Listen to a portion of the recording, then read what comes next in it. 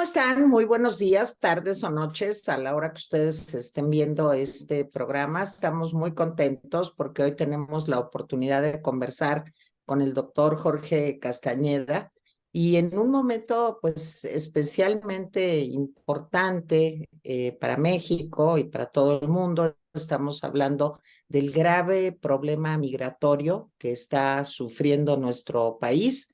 Ahorita vamos a ver por qué, cómo, cuándo y de qué manera se podría comenzar a mitigar, digamos, esta situación, sobre todo de violación de derechos humanos a miles y miles de sudamericanos, haitianos, caribeños, bueno, ya hasta personas que vienen de otros continentes tratando de llegar a Estados Unidos. Y por otra parte, pues es inescapable que teniendo la oportunidad de conversar con el ex ministro o secretario de Relaciones Exteriores en nuestro país y un hombre con la amplísima experiencia académica, diplomática, como un alto funcionario público que fue Jorge Castañeda, pues que no le preguntemos sobre lo que está pasando entre los palestinos o un grupo terrorista de palestinos e Israel. Entonces, bueno, pues Jaime Guerrero, hola, ¿cómo estás? Y Jorge, muchísimas gracias, de veras te apreciamos mucho tu tiempo. Ya sabemos que estás por allá dando clases en Nueva York, ¿no? Así es, Tere, es un gusto estar contigo y con Jaime siempre, y me da mucho gusto poder platicar con los que nos escuchan y los que nos ven. Muchas Muy gracias, bien. Jorge. Pues Jaime, adelante.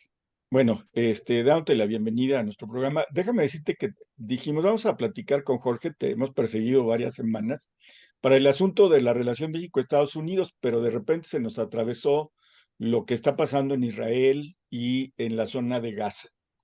Entonces, es inescapable la pregunta y todo el mundo se la está haciendo. Primero, ¿qué riesgo hay de que este conflicto crezca? Vimos un Netanyahu en pie de guerra completamente. Vimos a Estados Unidos también, al presidente Biden.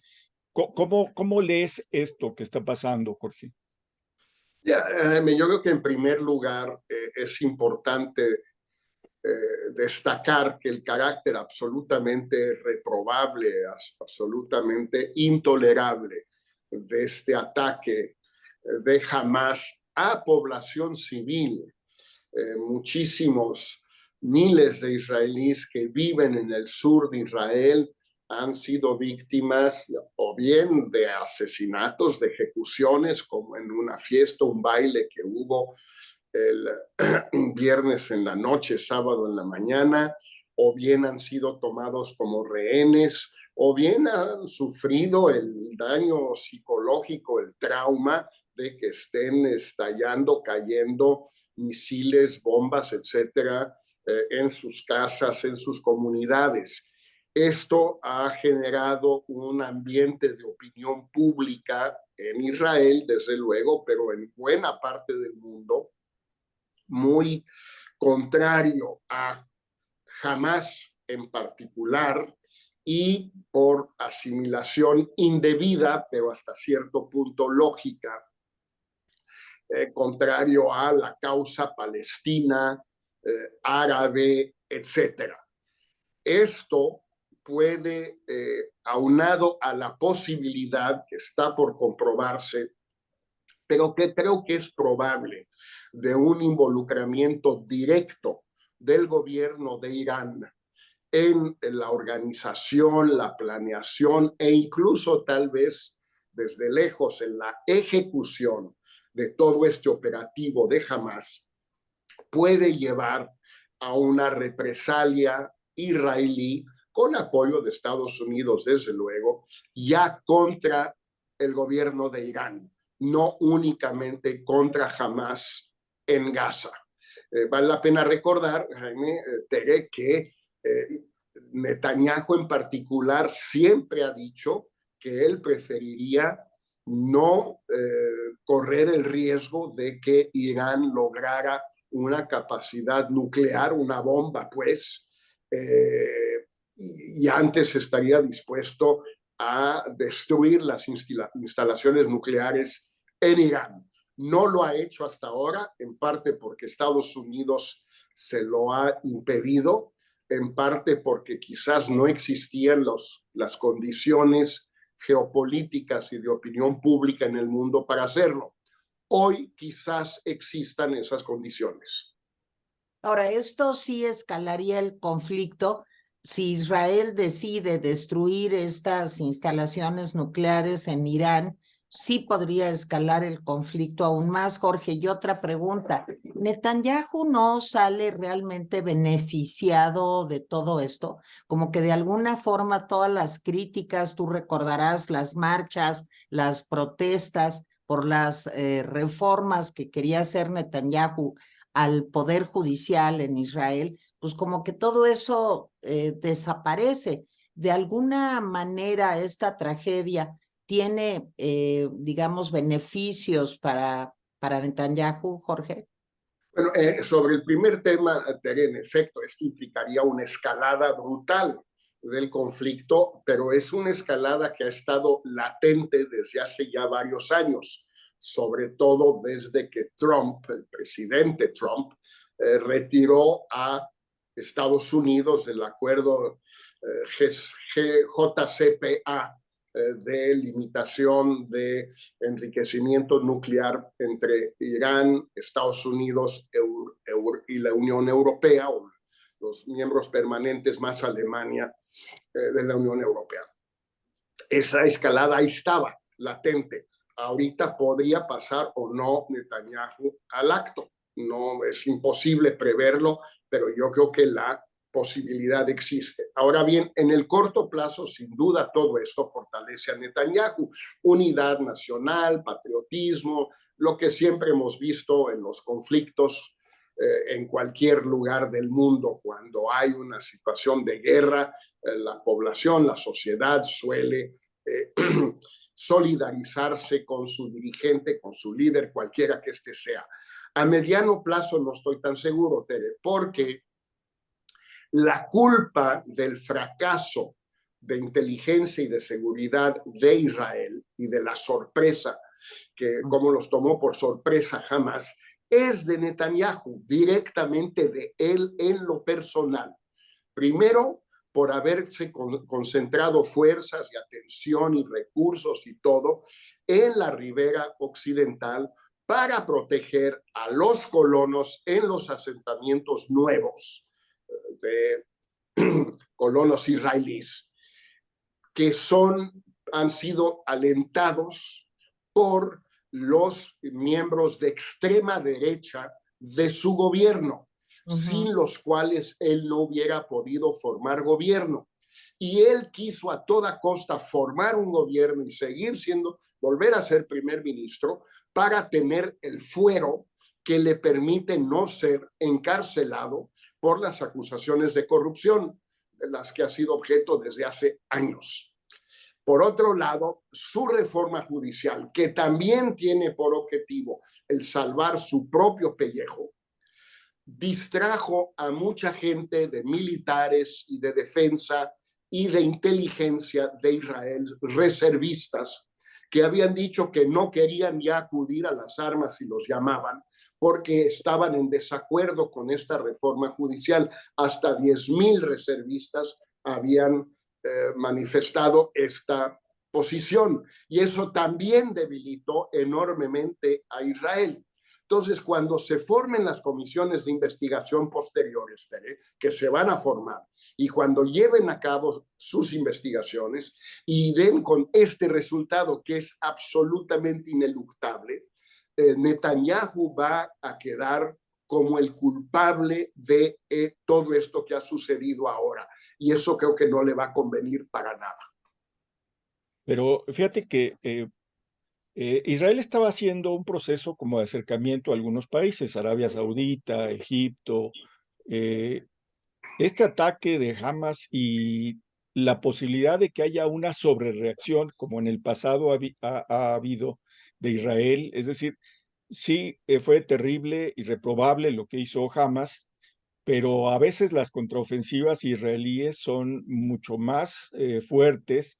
En algunos casos han sido juzgadas como sobrereacciones, y esto puede, primero, obliga a Biden a cerrar filas con Netanyahu en este momento, pero a un Biden debilitado. Los republicanos lo están acusando de ser indirectamente culpable de esto, y puede retrasar, te pregunto, o no, este acercamiento con países como Egipto, como Arabia Saudita.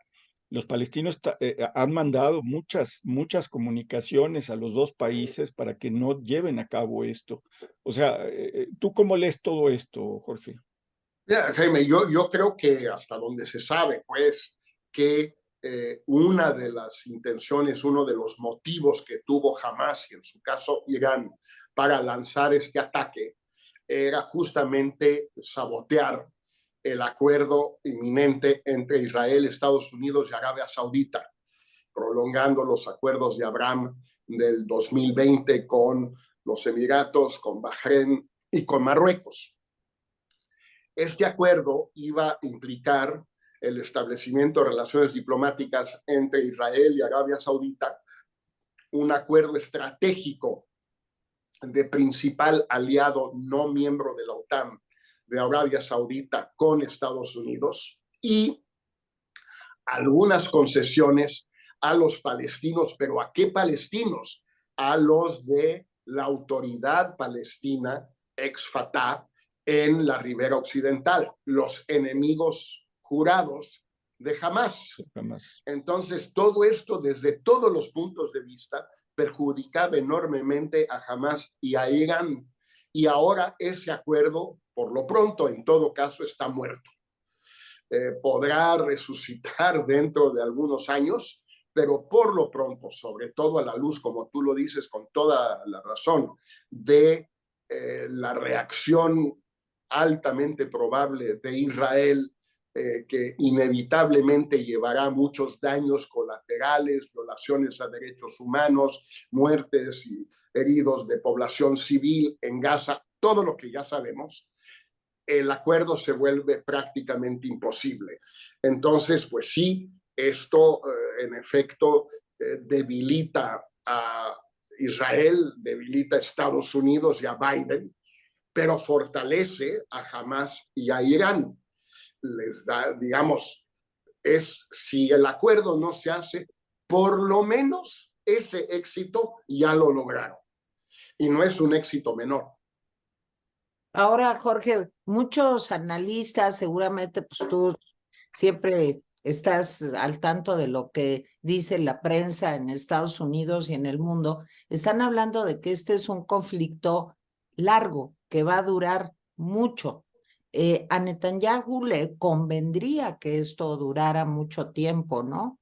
Independientemente de las consecuencias que a la larga va a tener para él, pero en lo inmediato sí se ve que este problema va a ser como de larga duración. ¿Cómo ves esto, Jorge? No, yo creo que sí, el único tema ahí que es un poco un volado, Tere, son los rehenes, porque normalmente, digamos, en ausencia de rehenes israelíes y estadounidenses, bueno, incluso un par de mexicanos, si no me equivoco, Ya eh, tres, sí, tres ya, bueno, en ausencia de estos rehenes y quizás de otras nacionalidades también, Israel quizás ya hubiera entrado a Gaza si es que deciden entrar y no tendrían ningún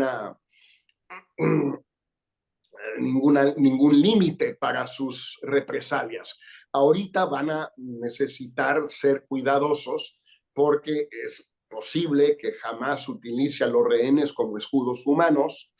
Es posible que la mediación de Qatar para lograr un acuerdo entre Hamás e Israel para la liberación de los rehenes a cambio de la liberación de los más de 5,000 presos palestinos en manos, en cárceles de Israel, pues todo eso se puede prolongar por el tema de los rehenes, o al revés, puede haber una solución relativamente expedita que impida o que no dé lugar a una represalia terrible de Israel, justamente como parte de un acuerdo por los rehenes. No lo sé. Esta es una novedad, lo de los rehenes. Ha habido hasta ahora rehenes, digamos, accidentales.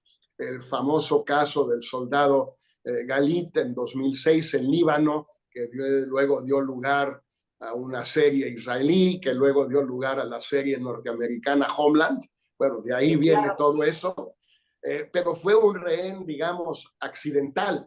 No se proponía en aquella época Hezbollah tomar rehenes. Aquí claramente uno de los objetivos del operativo de Hamas fue tomar rehenes para lograr algo, una negociación, no sé de qué, pero algo. No los tomaron de manera accidental, sino que entraron a Israel con ese propósito, matar gente, pero también tomar rehenes. Entonces, es una situación en ese sentido inédita.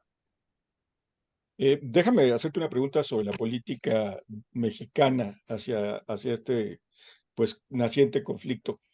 Yo me temía por los antecedentes del presidente López Obrador, y te lo confieso con palabras llanas, que podía meter la pata. Afortunadamente, pues condenó el ataque de Hamas como era necesario hacerlo, exhortó pues a que las partes pudieran establecer algún tipo, llamó a la ONU a que interviniera, atacando a la ONU como es ya su costumbre, pero cuando le preguntaron hoy en la mañana sobre la causa palestina, le dijo, ¿y en todo esto cómo ve usted la causa palestina? Y creo que la pregunta estuvo mal planteada porque, por lo que tú decías, Hamas no es la causa palestina, y eso hay que distinguirlo bien. Y el presidente dijo, yo no quiero opinar sobre eso porque nosotros exhortamos a la paz, no quiero tomar partido. ¿Esta es la posición oficial del gobierno? ¿Tú cómo ves esta opinión del presidente que dio hoy?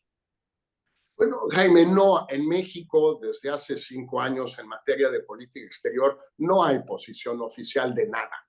Hay las ocurrencias del López Obrador, los votos que embajadores más competentes o menos competentes emiten en la ONU, en la OEA, en el Consejo de Derechos Humanos en Ginebra, etcétera. Es incomprensible, cada quien hace lo que se le da su regalada gana. Las declaraciones, las dos declaraciones de la Cancillería han estado bien, creo que la segunda mejor que la primera, farragosas como les gusta siempre, si no hay alguien con espíritu de síntesis ahí que redacte farragosas, demasiado largas, retorcidas, bueno, como es relaciones exteriores, eso es inevitable casi, pero han estado bien. Lo de López Obrador, pues es una ocurrencia más, una payasada más, no quiere meterse en Honduras, tiene el problema de Tomás Zenón, que para él es 1000 veces más importante que los rehenes o palestinos o Hamas o lo que tú quieras. No le importa todo eso en lo más mínimo. En cambio, la extradición de Zenón sí, y obviamente una posición anti-israelí imposibilitaría de por sí la lejana opción de que Israel detenga y extradite a Zenón. Lo de Roemer no creo que le importe mayormente, le da igual, no es su problema. Lo que es más es incómodo, porque como es bien sabido, Andrés Roemer fue un colaborador muy cercano de Ricardo Salinas y coautor incluso del actual embajador de México en Washington, de Esteban Moctezuma. Entonces, en una de esas, hasta López Obrador dice, mejor que se quede en Israel y nos quitamos de broncas. Pero bueno, obviamente ahorita cualquier crítica a Israel por parte de México, pues dificultaría enormemente esa extradición que sí le importa mucho a López Obrador. Oye, Jorge, ya no creas que te vamos a quitar mucho tiempo, pero yo te quiero preguntar esto y nada más 2 horas más, no es cierto, nada más tratar, aunque sea brevemente, el tema migratorio y la relación México-Estados Unidos. Pero yo, lo último que te quiero preguntar de este conflicto es, ¿qué tan en peligro está, digamos, el mundo entero? ¿Esto puede volverse un conflicto de escala mundial después de todo lo que hemos platicado, de lo que nos has explicado? Digamos, del 0 al 10, vamos a ponerlo así de terrible. ¿Qué tanta posibilidad ves de que esto se pueda volver un conflicto, pues, que ponga en riesgo la paz de todo el mundo? No, mundial no creo, Tere. Mira, ha habido 4 guerras en Medio Oriente desde 1948, 48, 56, 67 y 73. Si quieres incluir la del Líbano de 2006 o 5, en fin, cada quien puede incluir una más, una menos, pero estas son indiscutibles. Ninguna de ellas eh, llegó a convertirse en un conflicto mundial. Hubo consecuencias mundiales, desde luego. El embargo petrolero de la OPEP en 1973 provocó que se cuadruplicaran los precios del petróleo, por ejemplo. Ha habido, los que quieran ver la película Golda, que Ya la vi. ya la viste, que está basada en una obra de teatro, pues Sí. muestra, lo viste tú, cómo hubo un momento en que Israel estaba, y Moshe Dayan en particular, estaban pensando seriamente en utilizar su arma nuclear contra Egipto si no lograban detener el avance del ejército egipcio en el Sinaí, ya habiendo cruzado el canal. Entonces, digamos, hubo amenazas, pero no llegó a mayores. Mayores para el resto del mundo, sí a mayores para la gente que vive en Medio Oriente, sin duda. Yo creo que ahorita no estamos en esa situación, pero un ataque de Israel a Irán sí tendría consecuencias de tipo precio del petróleo, desde luego, se iría a las nubes, desde luego algún tipo de respuesta rusa y o China, que son más bien aliados de Irán. Desde luego, una tremenda reprobación a un acto de ese tipo por parte de Israel en la ONU y en muchos países, manifestaciones, protestas frente a las embajadas de Israel, lo que tú quieras. Un conflicto mundial yo no lo veo. Creo que seguiría siendo esencialmente un conflicto regional. Ok. Bueno, ya entrando en materia de política migratoria y política de Estados Unidos-México. A ver, la semana pasada, López Obrador se burla de los aspirantes republicanos a la candidatura presidencial, diciendo que son ridículos, que sus intenciones de invadir México son ridículas, y amenaza con el voto de 40 millones de mexicanos, así lo dijo, como si él los trajera en sus alforjas, digamos, y a la semana siguiente lo visitan 3 funcionarios de alto nivel, el secretario de Seguridad Interna, el secretario de Estado y el procurador Garland. Entonces, yo tengo la impresión, pero tú eres el que sabe estas cosas, que Biden está tratando un poco de que se recomponga López Obrador ante los ojos un poco pues del electorado norteamericano, porque en efecto su ánimo no le ayuda a Biden en tratar de convencer que México está cooperando en el asunto de drogas y en el asunto de migración. ¿Cómo lees esto, Jorge? Bueno, en primer lugar, como tienes toda la razón, Jaime, esa amenaza de López Obrador es infantil, Total. es absurda. Para empezar, no hay 40 millones de mexicanos, hay 11 millones de mexicanos. Todos los demás son mexicanos norteamericanos, son ciudadanos norteamericanos nacidos en Estados Unidos, muchos de ellos, la mayoría de segunda o tercera o cuarta generación, y votan como se les da su regalada gana. Al último al que le hacen caso es al presidente de México, a cualquier presidente de México. Todos desde la época de Echeverría, ya hace medio siglo, han querido disque influir en la diáspora, la disque diáspora mexicana. Y habría que ver si el término diáspora es el más indicado. Pero en todo caso, es una amenaza infantil que no tiene el menor sentido. Ahora, el problema de fondo es que López Obrador sí ha tratado de cumplirle primero a Trump y después a Biden, haciendo el trabajo sucio que ellos le han pedido en impedir la llegada de toda esta gente a la frontera de México con Estados Unidos.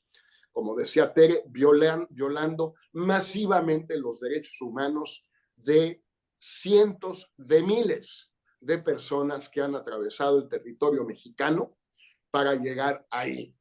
El caso más terrible, desde luego, fueron los 40 incinerados en el albergue en Ciudad Juárez, pero apenas antier fallecieron 16 venezolanos y hondureños en un autobús que se volcó en Oaxaca. O sea, es todos los días el asunto. Y todo esto es culpa de los bárbaros, porque esos son bárbaros, son salvajes, los que trabajan en el Instituto Nacional de Migración, empezando por el director Francisco Garduño. Son asesinos, son criminales que deberían de estar los unos en la cárcel y los otros despedidos.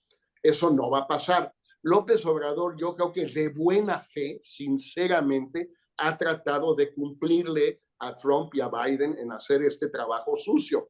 El problema es que es casi imposible, Jaime. No hay manera. Es demasiada gente. Son cientos de miles. Y esos cientos de miles entran todos por la frontera sur, ciertamente, pero después se desparraman por todo el territorio.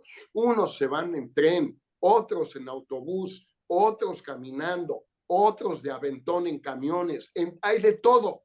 Es imposible controlar ese flujo. Y eso, pues, desde luego le genera un enorme problema electoral a Biden, porque en este tema es sumamente vulnerable él ante el electorado, no solo de derecha, no solo republicano. Aquí en la ciudad de Nueva York hay un problema real y una ciudad más demócrata, Tere, más liberal, más progresista que Nueva York. No hay en Estados Unidos. Bueno, San Francisco y Nueva York. Bueno, hay 110,000 migrantes recién llegados aquí a la ciudad y es una ciudad pequeña territorialmente hablando. Son 8 millones de habitantes, sí, muy bien, es el DF, pero mucho menos extensa que el DF. Los 110,000 recién llegados es muchísima gente y están en todos lados. Y la ciudad tiene por ley la obligación de darles albergue y alimentación. Y no les puede dar trabajo, no podía hasta hace un par de semanas, en el caso de los venezolanos. Entonces, esto es una tremenda vulnerabilidad electoral de Biden, no solo con los republicanos, con ese electorado, sino con los independientes y los propios votantes demócratas que dicen, hombre, sí le tenemos una gran empatía a los migrantes, huyen de dictaduras como la venezolana, la cubana, de la violencia de Honduras y del Salvador, todo lo que se quiera. Nueva York es una ciudad acostumbrada a muchísima gente que llega de fuera, principalmente mexicanos, los últimos 25, 30 años. Pero bueno, 120,000 nuevos en cosa de meses, pues es enorme. Entonces, pues sí, Biden está aterrado, y con razón. Fíjate, Jorge, que entrevistamos hace unos días a Tonatiuh Guillén, a quien tú conoces bien. Y a quien admiro mucho por saber mucho de estos asuntos. Así es, Jorge, nosotros también, como a ti. Y es en serio esto. Mira, lo que decía Tonatiuh es, el problema es extraordinariamente complejo, además por dos razones. Una, no todos son seres humanos que están buscando un trabajo. También hay un número muy alto de refugiados, de personas que vienen huyendo de regímenes dictatoriales en donde ya no pueden vivir. Y hay otro tema, decía Tonatiuh, muy importante. Hay muchos mexicanos que ya no pueden vivir en sus ciudades por el crimen organizado, que les dicen, o te vienes a trabajar conmigo, o te mato a ti, a tu hija, a tu papá, en fin, y que tienen que huir. Ahora, ese es un problema que atañe también directamente a López Obrador. No es un problema solo que está recibiendo México, sino es un problema que se está gestando en México. ¿Cómo ves eso?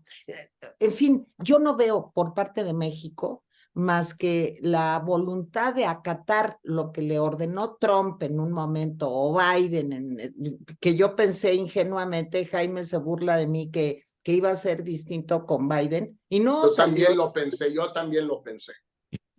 Para que veas, para que veas, pues siempre se burla de mí, ya ves, el Biden es igual que el otro. Bueno, pero te quería yo decir esto, no veo por parte del presidente ninguna política pública, acción, estrategia, no sé cómo llamarle, para atacar el problema de aquí de México. Una tercera parte de los que quieren irse son mexicanos, Jorge. Pero fíjate, habría que agregarle un elemento a esto que Tonatiuh conoce mucho mejor que yo. Los centroamericanos o venezolanos o cubanos, cuando los detiene la migra gringa, los detiene no contra su voluntad, sino con su voluntad. Ellos se entregan porque lo que quieren es pedir asilo, etcétera, etcétera, etcétera. Los mexicanos no solo no se entregan, sino que le huyen a la patrulla fronteriza porque si los agarran, los deportan de inmediato, cosa que no pueden hacer con los demás. Entonces, el número de llamadas detenciones o encuentros con los mexicanos es solo una fracción del total que busca irse. No es la totalidad. En el caso de los cubanos, todos los que llegan se entregan, porque al entregarse casi de manera automática, antes era más automática, casi de manera automática, tienen asilo. Los mexicanos huyen, le rehuyen a la migra. Entonces, los números en realidad son mucho más grandes. Se están yendo muchos mexicanos de México por muchas razones, las que tú mencionabas, Tere, y otras más. Es increíble que la secretaria de Gobernación la semana pasada se haya atrevido a decir que ya no se están yendo. Claro que se están yendo probablemente más que hace 20, 15 años por lo menos. Desde 2008, 2009, cuando hubo la recesión en Estados Unidos, que en efecto la gente se fue con menor frecuencia o en mayores volúmenes. Yo creo que López Obrador no tiene la más remota idea de qué hacer con este problema, que, siendo honestos, es un problema de enorme complejidad. No hay ninguna solución fácil, es cierto. Las soluciones que se dirigen a las causas, como dice López Obrador, las causas de raíz, son correctas. A la larga es creando mejores empleos con mejores salarios en Centroamérica, en México, etcétera, para que no se vaya la gente. Pero es muy a la larga. A la larga, la manera que es que caiga el régimen cubano, que caiga la dictadura venezolana, que caiga Daniel Ortega, en cuanto a esos tres países en particular, en cuanto a Ecuador, de donde vienen también decenas de miles, bueno, pues que ya acabe esa violencia. Acaban de matar, es peor que Oswald con Kennedy. O sea, Oswald era uno. Aquí ya mataron a los 7, que a su vez mataron al candidato Villavicencio. A ver, pues una cosa de locos, los ahorcaron en la cárcel. O sea, a ver, es frente a esa violencia, hombre, hay que crear empleo. Sí, pues qué bueno, sí, pero ¿tú crees que la gente va a dejar de irse de un Ecuador en esa situación porque les creen unos cuantos empleos o no? Las soluciones de largo plazo son esas, pero son de largo plazo. Las de corto plazo, sepa Dios cuáles son, Tere. Es un problema real. A mí me gusta la idea, todo lo que ha dicho López Obrador estos 5 años de legalizar más visas para más gente. Tiene razón. Legalizar a los que ya están en Estados Unidos. Tiene razón, aunque Biden ha hecho mucho al respecto. Legalizó a 500,000 venezolanos hace 2 semanas. Se dice fácil. En eso sí, Jaime, quizás no estemos de acuerdo, aunque son totalmente iguales Biden y Trump. En una de esas, Tere tiene razón. Pero bueno, es un problema de enorme complejidad. Podríamos hablar horas, Tere, pero ya tengo que ir a trabajar, por desgracia no me gusta, lo hago a contrapelo. Pero, muy bien, Jorge. Nosotros también, pero por eso inventamos platicar con personas como Tonatiuh Guillén o como contigo para que sea divertido trabajar, Jorge. Muy Ya, bien. Pues en mi caso, platicar con ustedes no es trabajar, es un gusto. Y gracias de veras por recibirme y poder compartir con ustedes estas reflexiones. No, Jorge, te agradecemos muchísimo tu tiempo. Sabemos que estás allá trabajando. De verdad, gracias. Has sido muy orientador y Jaime y yo te lo apreciamos muchísimo y la gente que nos está viendo también. Muchas gracias al doctor Jorge Castañeda. Y gracias, Abrazo, Jorge. Tere, abrazo, Jaime. Bye. Gracias, hasta luego. Gracias.